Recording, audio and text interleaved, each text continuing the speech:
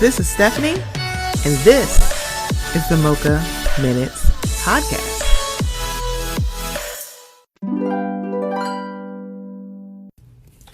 Hey guys, before we get into the episode, I just wanted to let you know about something that's a little new here at the Mocha Minutes Podcast. We are now participating in Buy Me a Coffee. So if you haven't heard, buymeacoffee.com is a place where you can show some support and some love monetarily to some of your favorite content creators. That includes me. So it's in the increments of either $1, $3, or $5, and you can do as many as you would like. So I just wanted to let you guys know, would love some support. So if you would go to buymeacoffee.com/Mocha Minutes, I would greatly appreciate it. It will also be in the show notes. Okay, here we go. 3 times now. Everybody loves the things you do, from the way you talk to the way you move. Everybody here is watching you, 'cause you feel like, oh, you're like a dream come true. But if by chance you're here alone, can I have a moment before I go? 'Cause I've been by myself all night long, hoping you're someone I used to know. You look like a movie. You sound like a song. My God, this reminds me of when we were young. Hello, welcome to the Mocha Minutes Podcast. I'm Stephanie. Thank you so much for joining me. I don't know why, but when it's kind of rainy out, kind of cloudy, Adele puts me in a mood. I'm always in the Adele-ish mood when it's rainy. So thank you so much for joining me. Just gonna let you know, today is a Dolo episode, and it's inspired by a couple of voice notes I did on my Twitter. So I've been doing a few voice notes. Sometimes it just comes to my mind and I just do it. And one that I did kind of recently, and imagine like I'm doing them every day. I don't. I do them every once in a while. One of them kind of sparked, and I went, I really should just record a solo podcast to just get it all out, right? But a lot has transpired in the last, 24, 48 hours in the Bravo reality TV universe. I mean, there was like a wild 24 hours of a lot going on. You have Larsa on Tamron, you got Peter versus Gordon. You got, Peter was found now guilty of his alleged assault. You got Michael Darby allegedly suing Candace. And it's a lot, it's just a lot. That's what I have to say. But it's just been wild for 24 hours, and now gotta sit down and go, what, girl? What is happening? What, girl? A lot, just a lot. So hold on to your butts. Let's get it started. So first thing I wanted to talk about is the inspiration of this. So everybody has seen Dilbert. Sorry, I do not go it. Everybody's seen Dilbert. There's a comic strip in a lot of newspapers. Very satirical, kind of, you can tell it was written by a white dude. Like, I'm not even going to hold you. But it's very, a lot of people enjoyed it. Well, the creator of the Dilbert comic strip is named Scott Adams, and he has his own YouTube channel where he says the things, and I'm gonna pull it up. Y'all can hear me typing. I type really fast, y'all. Ah. So he has a YouTube channel where it's like it's just him. It looks like he's sitting in like his living room or his office and he's talking. So he was on his channel and he brought up a poll, and it kind of got a lot of notification. Now,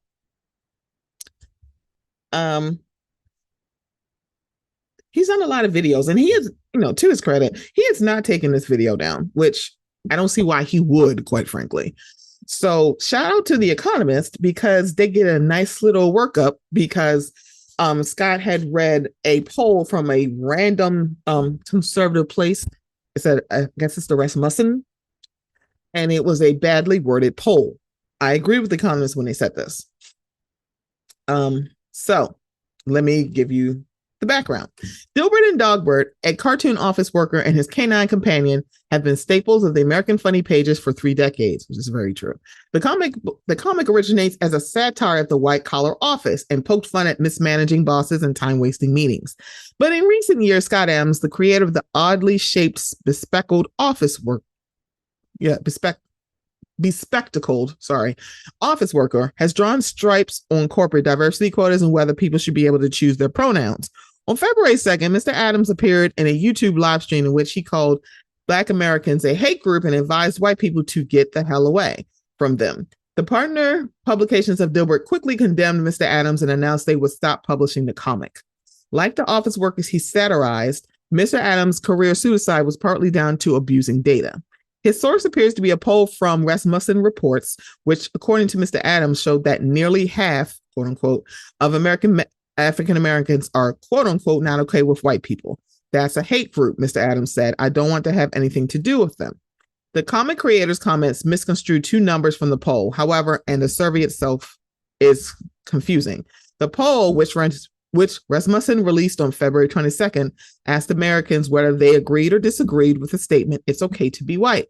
72% agreed with this and 12% disagreed. Rasmussen was quick to highlight an outlier group. 53% of Black Americans said it is okay to be white, while 26% disagreed. In addition, 21% of Black adults said they were not sure how they felt. Mr. Adams appeared to have added the last group to the shared disagreeing that it's acceptable to be white. In the video, Mr. Adams says he has been identifying as Black for years now because he likes to, quote unquote, be on the winning team. Many respondents were probably confused by the bizarre question stuck into a survey that also asked about Joe Biden's approval rating and whether respondents believed they had suffered, quote unquote, major side effects from COVID-19 vaccines. Indeed, 17% of respondents said they were not sure how they felt on the race question. According to Matthew Graham, a scholar of survey research, the higher than average share of undecided respondents indicates the question is poorly understood, not just by those who answered not sure, but by those who gave an answer too. It is possible that some people simply said they disagree with the question because they were not themselves white, for example. Social scientists tend to ask people how they feel about racial groups using a feeling thermometer scale. That is where a respondent ranks a group on a scale of coldly to warmly from 0 to 100.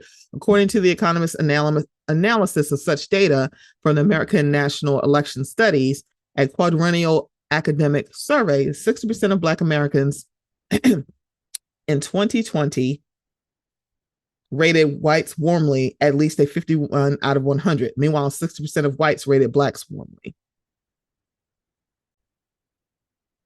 Until recently, Black Americans felt more warmly towards whites than vice versa.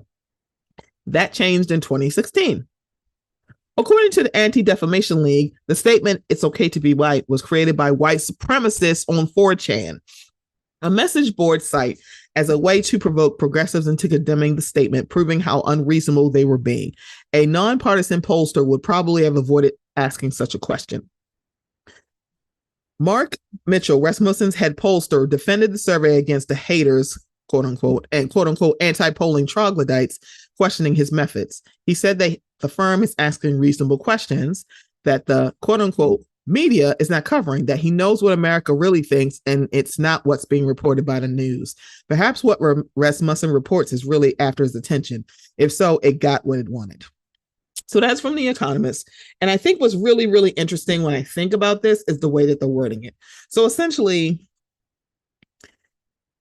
because the poll is worded bad, that is the reason why Scott Adams had this reaction. That's actually kind of oversimplifying the thing, the situation, but also kind of making it seem like Scott Adams had no choice. In this video, which I watched some of it, he was like, I identified with black because I want to be on the winning team. And I mean, I don't like this. And I mean, why would you say this? And I'm sitting here. So the first thing when he said, I don't want to identify with this, I'm going to go back to being white. First thing is, that is not how any of this works. The second thing is, if you identify as black anyway, why would you care? See how that works? He does, because he cares. Because just saying you're black because you just feel like saying you are is not a reason. Also, as a white man, straight presenting, you're at the top of the food chain of what it is powerful demographics. You are straight presenting, you are a male, and you are white. You have a lot more power in the demographic you are in to move change for oppressed groups. But yet you think someone's race is a joke. And then when a pollster from a site who probably is not getting as many clicks as views as he wants decided to use dog whistles from a white supremacist leaning place, and they're like, no, it's not my fault because of this. I'm like, I'm putting out there because I know how people think. So essentially, you know how racist white people think. I think that's what you're trying to say without really saying it. But here's the thing. The Economist is leaning more towards it's the polls error. And, it's like if it was worded better, he probably wouldn't have said that. And when I think about that, I think about, I have a bridge in Brooklyn to sell you. I really don't think it's not giving what y'all think it is. I quite honestly want people to just, when people fuck up, just let them fuck up. Do not say, oh, well, it's because the poll is written incorrectly. What does that have to do with the words coming out of his mouth? Kind of nothing. And the thing about it is Andrew Tate, I'm saying Andrew Tate, sorry. Scott Adams, he has a lot of people have pulled Dilbert from everywhere. They've pulled it all the places. A lot of places said, look, this was not, I'm not going to sit here or, I'm not going to, I'm sorry, I just lost my train of thought. This is what happens when I don't drink enough coffee.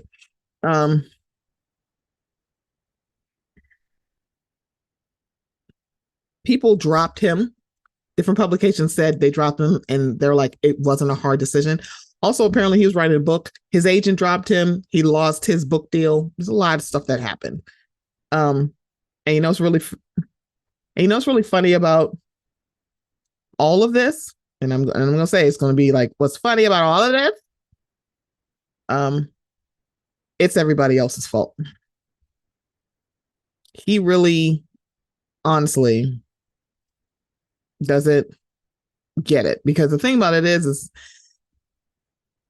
he's literally acting like the white man he always is, instead of acting like the black man that he wants to cosplay as.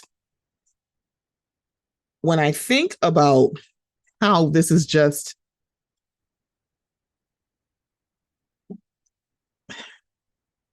it's just sad when I think about it, because now it becomes, y'all are just trying to cancel me because I speak the truth. Scott Adams at this point is talking about, he put up a poll saying, does canceling me make race relations in America better or worse? 50.5% people said worse. 40.3% no change, 9.2% better. I'm pretty sure there's not a lot of black people or woke black people or just conscious of their blackness, black people, or any oppressed group that truly follows him and they voted for this.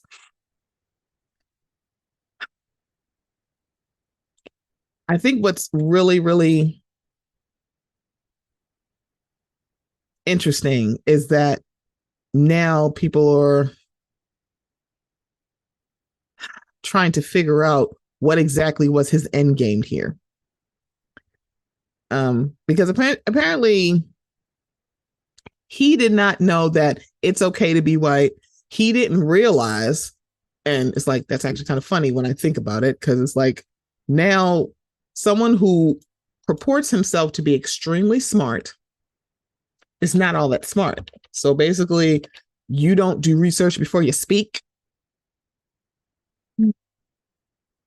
Because I could I could wax philosophical about some other things, but I'm gonna focus on something else. And again, I'm trying to keep it narrow, but y'all know me, I like to talk. So in this poll that Scott Adams listed, it said, excuse me, 47% of Black respondents, because he added two different ones, 21 and 26, together saying it's not okay. And then all of a sudden that means they're a hate group. As someone who tries not to talk in absolutes, it actually boggles my mind to watch somebody actually do it. 40, like you're saying Black Americans, I'm like, the people who took this poll. You're not talking about 100% of Black Americans, but even most polls don't have 100%. However, they do say how many people they have. Rasmussen reports is not, I'm pretty sure it's not peer reviewed. It's not the Census Bureau. It's not a reputable statistical data source. And yet it did not take that long for someone who's been probably at this way too long to not realize that you are making a mistake. But the thing about it is he doesn't, because the thing about it is like when it comes to white people who behave and react the same way as Scott Adams does, they want it to go back to where it was like, I could say what I want and there's no consequences. Not getting a book deal and getting your comic strip pulled, it's consequences, but it's not as deep of a consequence as he would like to think. Also, Scott Adams said something that a lot of quote unquote well-meaning white people like to do. What I mean by that is there are some people who look at helping another oppressed group as they're not doing it for a good reason. They're doing it because they want clout or they want cookies or medals or a ticker tape parade. You don't request a ticker tape parade for doing decent things, and actually supporting and being an ally to an oppressed group is not something you should look for a reward for. Because Scott Adams, who said he's been claiming to be Black for the last few years because he wants to be on the winning team. And the minute that the winning team that you are on allegedly is not okay with being white, all of a sudden you're like, I'm ready to opt out. That's the thing. If you're so quickly looking at ways to opt out, you never opted in the first place. But also, you don't need to claim to be Black to support Black people. I am a cisgender straight woman, straight Black woman. You do not see me claiming to be trans. You do not see me claiming to be queer to demonstrate support as much as I possibly can for LGBTQ plus people. You do not see me claiming to be Jewish to throw any support that I can provide to the Jewish community. That's not how any of this works. You can stay in your station and be an ally. Because here's the thing about being an ally or offering support. If you're an if you purport yourself to being an ally, or at least striving to do allyship, know that you're going to lose something. You have to be prepared for that. It may be friends, it may be money, it may be work, maybe time, whatever you look at a loss. But you're going to have to be prepared to lose something. And for Scott Adams, it was like very much Miss Millie. I was so good to you people, and y'all don't think it's okay to be white. Which, by the way, when it comes to white supremacists and getting well-meaning white people or white people who are not aware of their privilege or aware that they benefit from racism and white supremacy, it is so easy to sucker y'all in. And white supremacists know that. Racists know that. It's so easy to sucker you in. And if you want to know why I probably feel that way, look at the 2016 election. Look at the January 6, 2021 insurrection. There's a good amount of people at both of those instances, the election results or voting during the 2016 election and the insurrection. A good percentage of the people there would never, ever say that they're racist. They have a problem with another race. They wouldn't even claim it. But the white supremacists that are probably with them knew it's like, hey, we can just bring y'all in because you're stupid. They ain't gonna call you stupid to your face. Or they may call you stupid to your face and say, I could shoot somebody in broad daylight and I wouldn't lose any votes. By the way, that person won the 2016 election. Scott Adams is not hurting. He's been doing this for 30 years. I'm pretty sure he is a well-off white man in an affluent lifestyle. He is just fine because here's what's going to happen. He's going to lose, I don't say endorsements. Endorsements is not the word I want to use. He's going to lose like comic strips. He's going to lose a book deal, but let's be very clear. Right-wing people are probably going to be beating down his door because that's usually what happens. They're going to beat down his door and say, oh, gimme, please come over here with us. Because at this point, we're in March now. Because it was the other thing that kind of pissed me off. I've been doing Black History Month. I'm like, can you just do this some other time of the year? I'm kidding. Don't do this any part of the year. Oh, no, I'm sorry. Scott Adams, do it on your birthday. Do it that day. Do it on George Washington's birthday. Something. It's like, pick something else. So at this moment, Scott Adams is, I don't want to say tweeting through it because I'm pretty sure he's looking at it as like, it's, I'm satirical. I'm like, what you said is not okay. It's not cool. It's not thought provoking. It just makes you look like an asshole. It does. Because he's tweeting through it where he did not realize. And the thing about it is so let's look at the phrase, it's okay to be white. So it's okay to be white. IOTBW is a slogan which originated as part of an organized alt-right trolling campaign on the website 4chan's discussion board in 2017. A user described it as proof of concept that an otherwise innocuous message could be used maliciously to spark media backlash. Posters and stickers stating it's okay to be white were placed in streets in the U.S. as well as on campuses in the U.S., Canada, Australia, and the United Kingdom.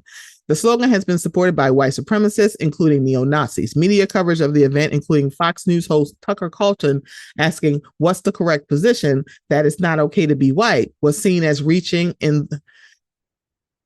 as reacting in the way that the trolling campaign had intended. So that's the thing. That's how dog whistles truly work. A dog whistle. It's a sound. A dog whistle emits a sound only a dog could hear, but that dog will come running when they hear it. Just in case you didn't know what a dog whistle is.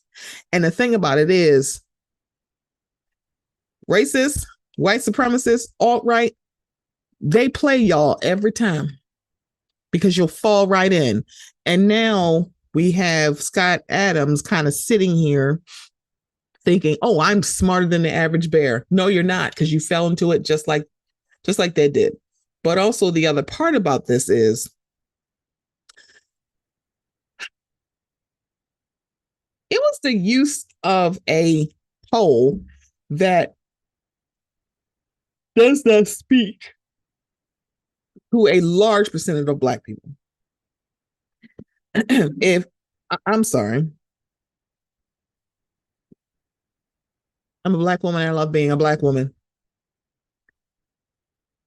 It's okay to be Black.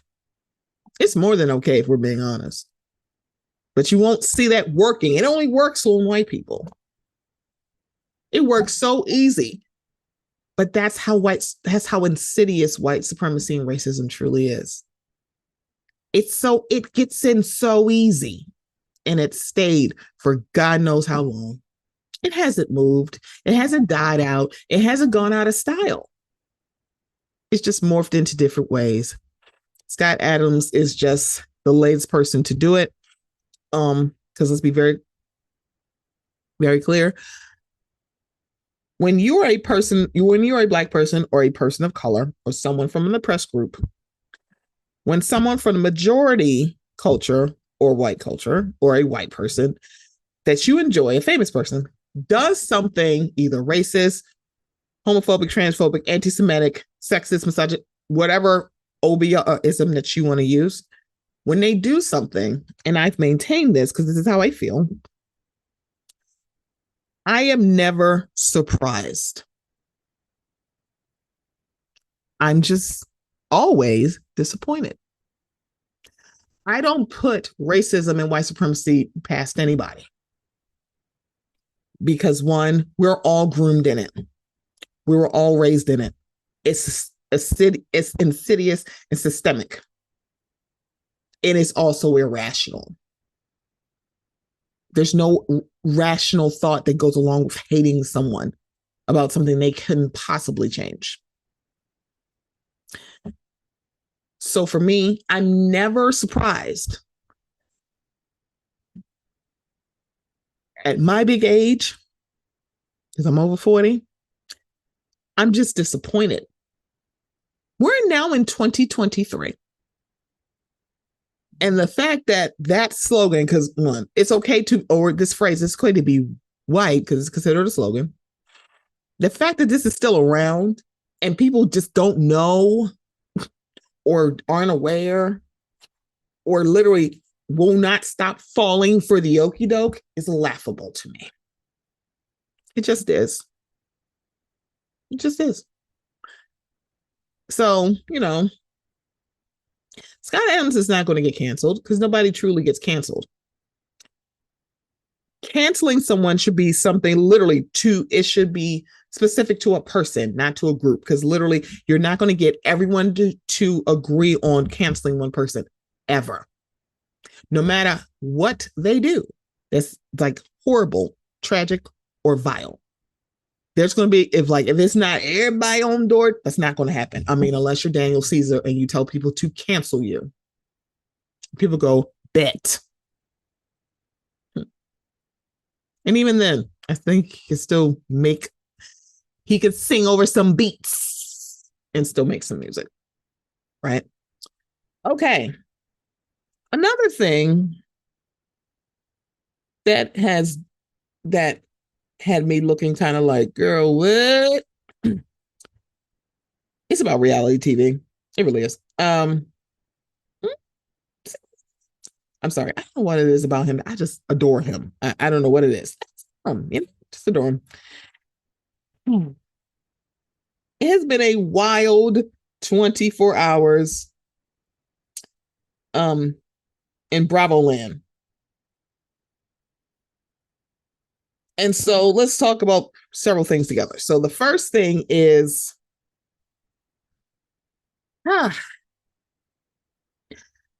Drew Sidora and Ralph Pittman are getting divorced. Now, when it first came out, it was Ralph Pittman has filed for divorce. He also gave a statement to people.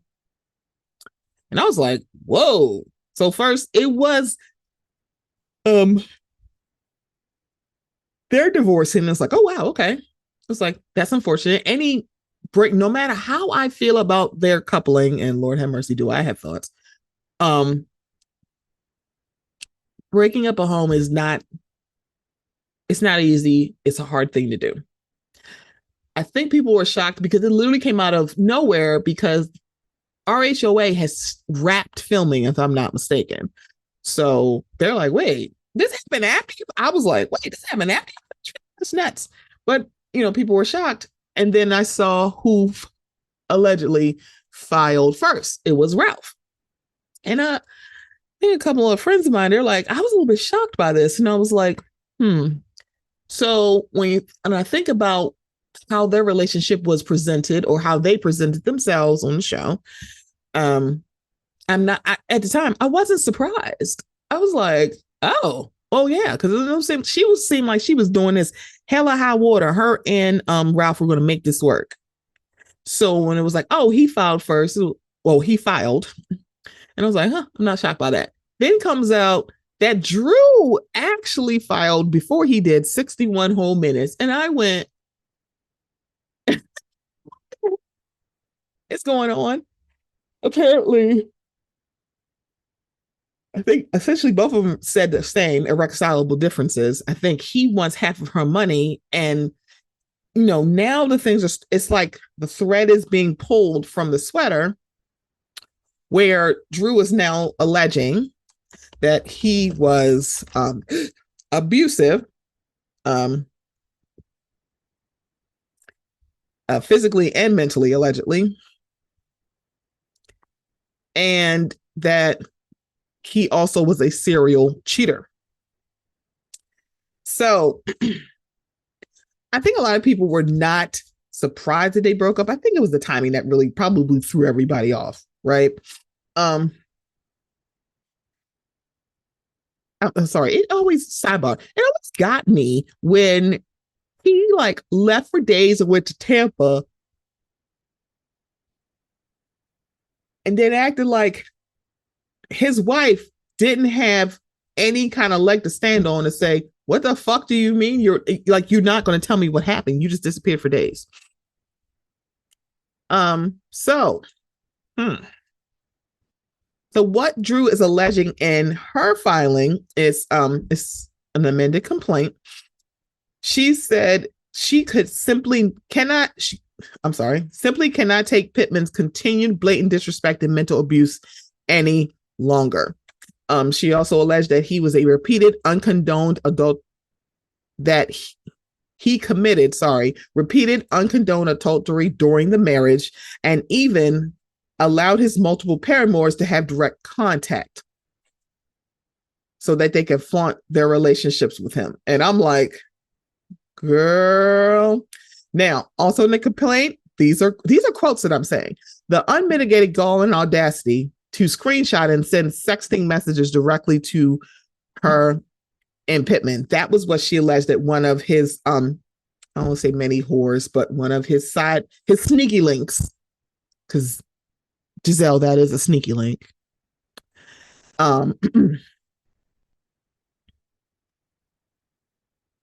So according to her, once confronted with the text messages, Drew said that her husband requested they attend marriage counseling where he professed his love for her. So I think,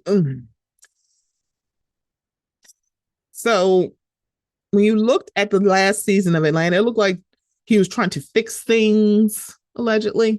But according to Drew, she's alleging that her husband's cruel treatment had accelerated and gotten progressively worse last month. During one argument, she claims in the filing, Pittman allegedly grabbed her cell phone out of her hand, which caused her to fall to the floor. He then, the laugh is the wording, fall to the floor. I don't know why that just struck me. It is not funny what's happening to her, so I apologize. I apologize for being insensitive by laughing. He then, quote unquote, literally peeled the phone out of her hand aggressively, she claimed. After she asked for her cell phone back, Pittman allegedly screamed he paid the cell phone bill and the phone belonged to him. She then called 911, but the police did not arrive, the document stated. Sedora later obtained a new cell phone. Pittman's alleged actions, Sedora said in the documents, led her to have a reasonably justified apprehension for her emotional health and for the mental and emotional health of her children. So she has 3 children. She has 2 with Ralph, Anaya, and Mackay, and then her older child Josiah is her son with her previous fiance, and the one that she had. Yeah, that's the one who was calling Ralph new daddy. Girl, why? No. So apparently, Drew also says that she considered filing an application for a temporary protective order against Ralph and flying with her children to Chicago where they could feel safe. So there's a lot going on with her.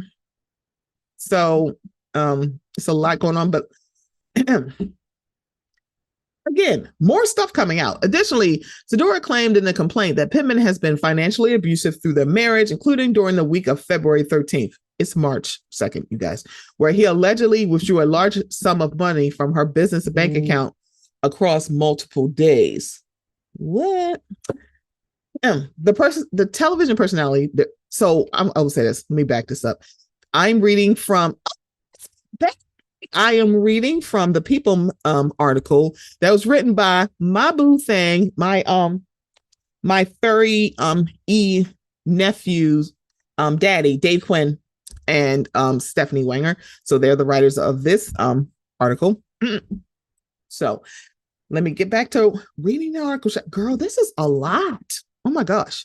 Okay, the television personality claimed that he has asserted himself into all her business affairs and has taken control of all of her business and personal finances. According to the documents, Pittman had access to her business funds and spent more than at least 50% or more of all income that Sedora earned during the marriage under the guise of paying household bills. He also allegedly squandered hundreds of thousands of dollars of a personal injury settlement received by his wife. Sedora is quote unquote certain that her income has paid most of the household bills through the duration of their marriage. She adds Pittman has wiggled his way into every work project that Sedora has in an effort to keep himself on camera for RHOA and elsewhere as much as possible. Earlier Wednesday, Pittman released an exclusive statement to People about the end of their marriage. So this is why everybody thought that Ralph filed first, because he had filed, but he'd also give a statement. So he was the first, he got first crack. So this was his statement. Love is a beautiful thing. Unfortunately, we have made the difficult decision to move on to our next chapters, independent of each other.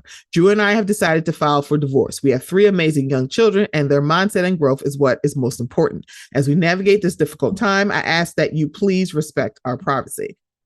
Drew gave her own statement.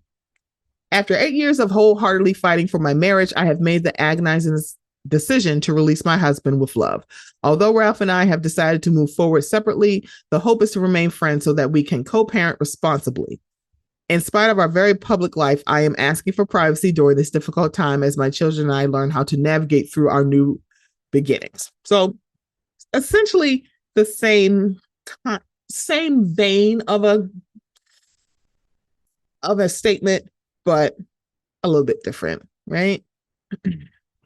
And so she filed before Ralph. So this is Ralph. In his divorce filing, filed as a contested divorce, something Sedora claimed in her amended complaint was in an effort to strike first in divorce court to embarrass and humiliate her. Pittman listed the couple's separation date as February 19th. Sedora claims they have been separated since last Thursday, February 23rd. Her petition notes that there is no chance or hope of reconciliation between the spouses. Both want custody of their children, because of course they do. Pittman requesting joint legal and physical custody, while Sedora has asked for joint legal but temporary and permanent primary physical custody per their documents. So essentially, Drew has no problem with him visiting, but she wants she wants to be the custodial parent, so the primary parent. She also wants to keep living in their home, doesn't want to pay Pittman's debts, not debts, child, and asks that he pay his share of child support. What's his share? Okay. Basically, she wants him to pay child support, which you should. Her complaint says that Pittman should not be entitled to any alimony or spousal support from her due to his repeated and condoned adultery. Don't pay him alimony because he cheated on me. What? Okay. So Dora and Pittman married in August 2014. Oh, in August? August is such a wonderful month. 6 years later, in 2020, Sadora made her debut on RHOA's 13th season. Many of the couple's marital roles leading up to the divorce have been seen on the Bravo series. And it has. So, yeah. I don't, and the thing about it is, a lot of people are probably rejoicing and saying, OMG, like, yes, get away. I'm like, yeah. Did Ralph, was it presented to us based on their interactions on the show, how the show's seen? Also, it didn't help with them being on Watch What Happens Live or reunions. Did it present that they are not a good match? Absolutely. But there's no way in hell you're going to tell me that Drew Sidora is not in any pain. I know she is. And I guess Ralph is too, but no tea, no shade. I kind of don't care. Because I'm sorry, he lost me when he went to Tampa, Florida, did not tell her anything. And then when he came back and she asked what was happening, he acted like it was like literally she was crazy to ask her that. And then also top off the fact that he said the woman who birthed 2 of his children was not worth a steak and she was worth a Lunchable. After you went to Tampa, I think the fuck not, sir. The fuck not. Okay. Oh, is this episode getting long, y'all? I sound like I'm Roddy the voice. I really do. I'm trying to wrap it all up because it really is me, and I want to do more solo Dolo episodes only because sometimes I want to just get it all out. Hopefully this makes sense. So, love and light to Drew Sidora, because anybody who knows me, I have friends, Kendrick, I know, they know how I feel about Drew on the show. I do not, but however, a woman who birthed 3 children and 2 of the, like, I'm like, yeah, love and light to Drew going through this. And a part of me is kind of glad that they did wrap filming before all of this came out. I kind of am glad though. But I have a feeling it's going to hurt when she sees her scenes on camera and it's going to be with Ralph. I don't even know what the season looks like, but I'm pretty sure it's going to probably sting a lot because, it's your life and you got to relive it. So I think the other thing that kind of, gets me, still gets me, kind of gets me, doesn't get me, is the discussion about reality stars and their life and what we see. Now, we all know about what happened with Robin Dixon and Juan Dixon. The whole thing with Homegirl, the Cash App request, the hotel the hotel room. She allegedly dating a Raven star. And I said, which is he on the practice squad? He's the active roster. What is he? Okay, I want to know. Right? We all heard the story, and I heard all of the different discussions about it. I mean, I think I've been somewhat vocal about how I feel, but I'm going to keep, what is on the floor? It's a thumbtack. Okay. So I'm somewhat vocal about how I feel about this. I don't know this person. So it's kind of like, I hear y'all when y'all say like, this just makes me look at Robin different, or she should be fired. Actually, I don't hear y'all when y'all say she needs to be fired because I'm like, that's ridiculous to me. But I watched as so many people wanted her, like they wanted Andrew to ring her out, scream. And on the Watch What Happens Live, when she was there with Ebony, I watched this about 11 or 12 minutes straight. She was grilled about everything that we heard. That's, by the way, we would not be talking about if it wasn't a viral TikTok. And I feel like this TikTok went viral by design. It wasn't about anything that happened on the show. A lot of people were like, oh, it's like, if this happens on the show, we should know about it. Allegedly, the whole thing that happened with allegedly with Juan and this other woman happened before said season 7 cameras rolled. So this had nothing to do with the season. I think it's because if you don't like somebody, you want to see every bad thing that is happening to them on camera. And I know there's some people who say, it's not that I don't like Robin, it's just that this. And it's like, yeah, I'm getting to why I'm bringing this up. So it's like, I hear y'all say, it's not that I dislike Robin, I just think it's unfair. Unfair. And I think they also bring up the whole Kenya of it all. And to a certain extent, it's like, I can see that a little bit. But The other thing is the hotel room is a little bit different than Kenya. Kenya met a man and got married. She actually eloped. That was like, that would have been her whole storyline as opposed to just a small percentage. Let's be very clear. That would have been a small percentage. Okay. So people are like, oh, you should live your life. You should be authentic on camera. We should see everything. People had no problem with Robin getting wrung out by Ed. And I'm putting this very loosely. Did I feel like it was a lot of questions? Yes. Do I feel like it was like, girl, what is happening? Yes. So then fast forward to Larsa Pippen being on Tamron Hall. It's about 5 minutes and 47 seconds. It's a clip that's there of their interview. And then it came back from commercial break, and Larsa was like, oh my God, I was grilled. So you didn't know Larsa Pippen is one of the Real Housewives of Miami. Tamron Hall, she was coming. I guess they're doing promo because their reunion is going to be airing probably by next week. Because I think today was the finale.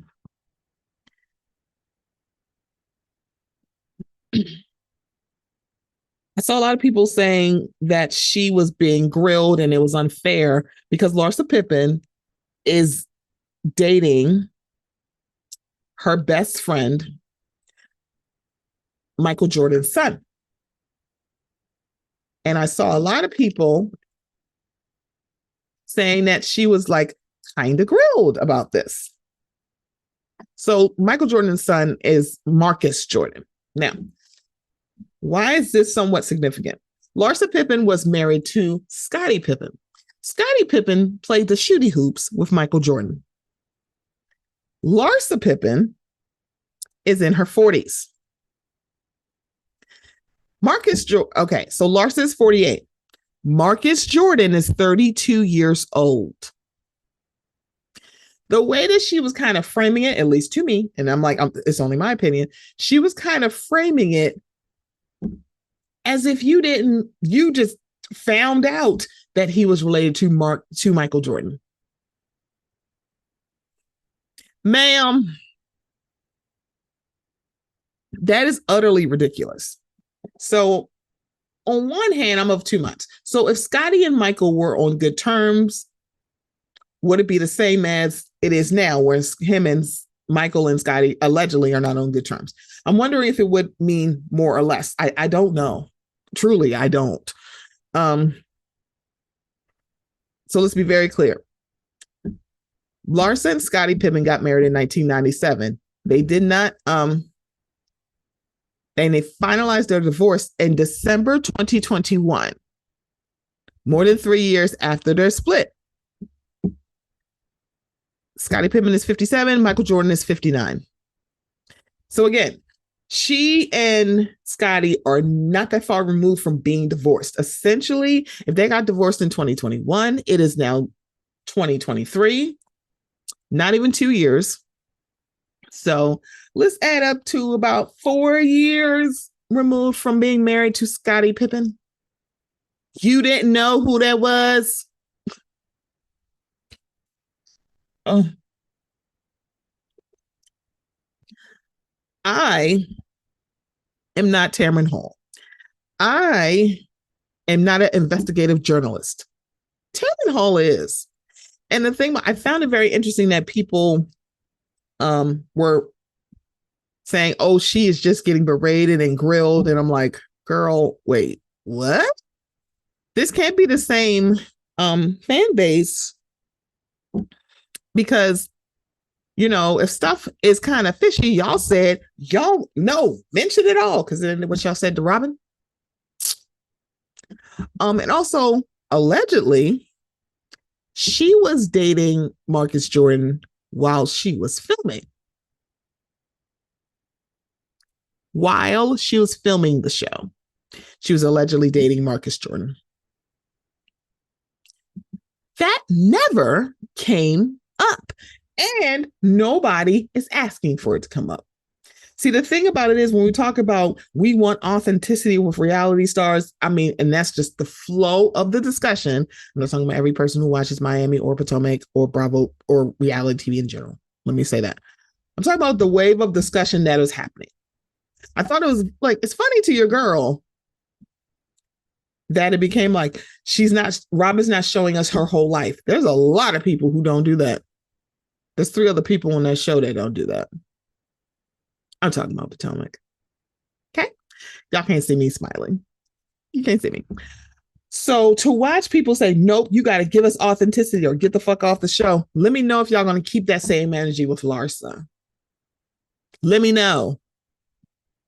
Because one, Tamron came back from break and actually addressed that. And she's like, just help me to understand, where that went wrong. Andy didn't do that. He just said, oh, you answered it. That was tough. You answered all of it. Because it was straight through with Robin. I find it very interesting. But the thing about it is the moving of the goalposts, that also is a thing about reality TV stars, right? And people reality TV watchers, right? That's not surprising to me that people are just like, no, we all don't keep that same energy. Because I could say all this about Robin, leave her alone, but then I can bring up the fact, like, how come y'all not coming after Larsa? Or I got so many thoughts about Miami, but I think I'm going to table it. But I find it interesting. So, because on one hand, the thing about it is I get both sides of this, because it's kind of like, why she got to explain about Scotty? Scotty's her ex-husband. He does not have control of her life. He has no say in her life anymore. I understand that part. Also, grilling a woman and I guess trying to, basically doing Tamron Hall as a talk show host versus investigative journalist. Because let's be very clear, she gets to the main thing. Because I see some of the people who are saying, oh, she went too hard on Larsa. They said that when she went after Stassi. Same kind of vein here. She's an investigative journalist. If something don't sound right, she's going to go, wait a minute, hold up, that doesn't sound right. But some people did not see that. I was one of those people like, no, get her, because it doesn't make sense. And I think when it comes to, if you want a puff piece and you want something kind of loosey-goosey, come to Tamron Hall. She's literally the person that you don't talk to unless you know that you're going to be prepared for this. Going on Tamron's show is not for the faint of heart. It's not for the weak. It's truly not. I think, I could talk about the Peter and Gordon thing. I think it's actually kind of the Mia of it all, literally. And I'm like blaming women, but Mia said something on the second part of the Potomac reunion about Peter Thomas. Everybody named Mama told Peter that, but also here's the funny thing that Peter said. Production told him. I was like, wait a minute, they DMing? So he said something like, what the hell is she talking about? I'm like, you telling me I sleep in one bed? No, I don't do that. I don't really know those ladies like that. Right? He said, I really don't know. Because when he said he didn't really know Wendy, he said Robin and Giselle were cool, but he said, I really don't know Wendy like that. Essentially, no, he's not fucking Wendy. Hello? I'm like, we could have known that. Girl, let me tell you something. I think Peter Thomas is attractive. I'm also a single woman. If I was married to smiling, Happy Eddie with them cheekbones and that skin, yeah, I wouldn't be trying to go find dick somewhere else.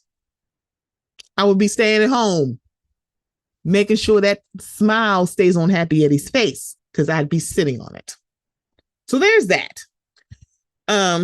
So I think G doesn't have his own Instagram, because this video popped up on Mia's Instagram where G was like, oh, now you acting like you don't know us. And I'm like, that's not what he said. He said he didn't know Wendy like that.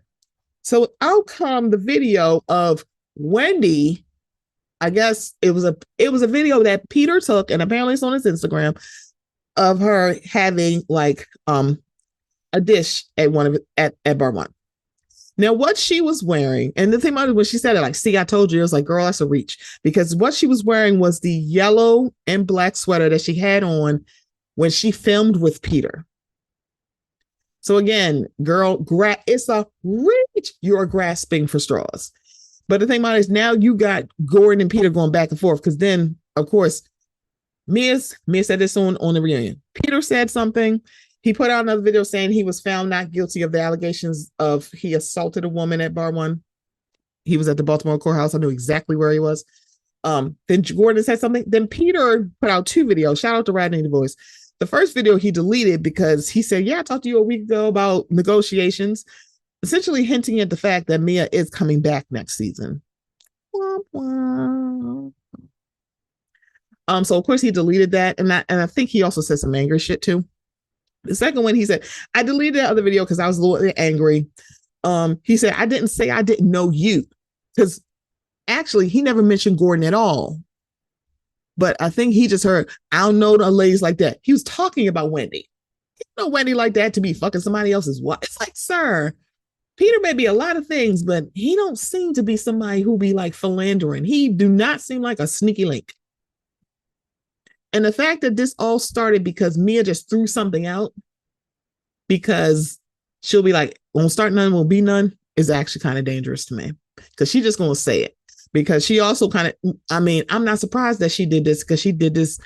She put out she released a video that she had. It was a cell phone video of her best friend throwing a shoe at her husband when that husband had literally, she had found out that husband had cheated on her. Like, you know what?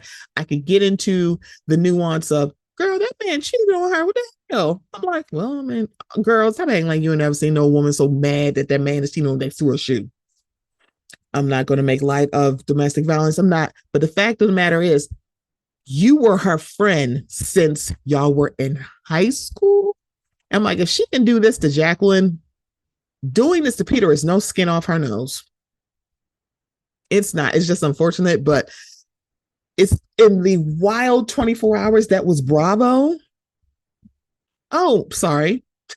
Drew Sidora, Drew getting divorced, Larsa on Tamron Hall, Peter versus G versus Mia versus the internet. I mean, I don't know. Let's add on the fact that Michael Darby is allegedly suing Candace for defamation. And the 24 hours of craziness that is Bravo, 24 hours of Bravo craziness. You're adding this on. I'm like, what? It's like, so he is alleging that he sent a cease and desist to Candace because on one of the early episodes, she alleged that Michael meets up with Bleep, because they bleeped her person out, to get, fellatio, right? Now, mind you, I don't think she said anything. And the thing about I don't know if she said anything on Watch What Happens Live. I can't remember, because I think she's been on maybe twice this season. When the season was out, can't remember if she said anything else, but I think it was just isolated to that episode. You know what actually could have been done? Could have been edited out. So you're serving her a cease and desist when you really should be serving it to the production company in Bravo. Let's see if if his suit includes Bravo and the production company, because that's how it should go. It's like you're going to say, this person on y'all show that y'all aired and edited said this about me and my character. Everybody should be included when everybody's involved in things. Kind of like what happens when an assistant coach at a college sexually harasses and assaults a player on a team. The institution, the athletic director, and the head coach is definitely going to be involved in that suit. Hello, Coppin. Okay, I can't even get into the Coppin of it all. I'm not going to do that, because I've done it several times, and I'm like, the thing about it is, I don't think people care. It's fine.